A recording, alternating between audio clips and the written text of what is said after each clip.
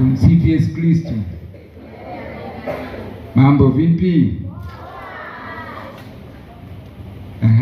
Kwanza ni wapongeze vijana wenzangu kwa kuitikia mwito, lakini ni wapongeze viongozi wote kiongozwa na idara ya maendeleo ya jamii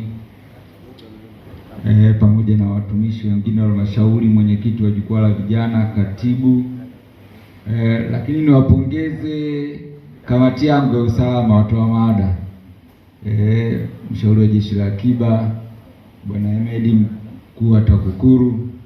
Mimi nimefurahishwa sana na mjadala wenu, ila mmenikuna zaidi wakati mnampiga maswali mkuu wa TAKUKURU. Unajua huyu Simba huyu, yeye anashabikia Simba. Sasa mlikuwa mtwanga maswali hapa, mimi nilikuwa nafurahi kweli kweli yani. Naamini hata Yanga wenzangu wamefurahi. Lakini nimefurahishwa. Unajua sisi viongozi vijana, sisi bahati nzuri katika wilaya yetu hii wengi ni vijana. Yaani ukimtoa mkurugenzi na OCD, mkuu wa polisi wa wilaya, wengi ni vijana. Hii pekee ni fursa kwenu kwa sababu tunaingilika muda wowote. Ni wenyewe mmekuwa mashahidi, mimi bodaboda wamekuwa wengi sana washikaji zangu tunakumbana, sometimes nakutana ngombe bwana mheshimiwa DC ulipokanyaga mimi ndo nimejiweka. Yaani tunabadilishana mawazo, tunaingilika. Tutumie hiyo fursa.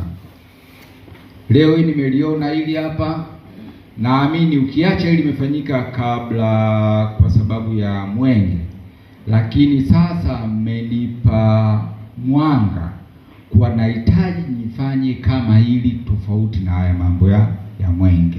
Hilo tutalifanya, tuahidi.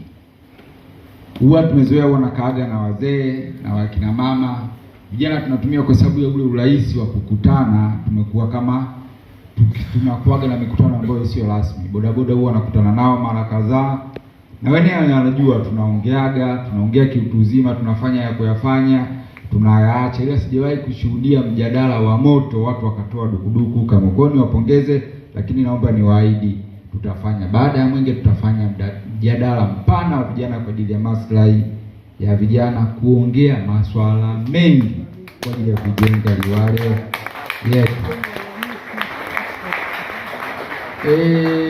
Vijana wenzangu, pamoja na ya mjadala haya, mimi huwa napenda kuambia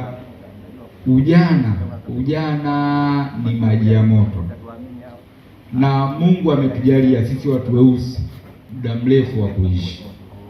Tunapiga mahesabu kuwa unapozaliwa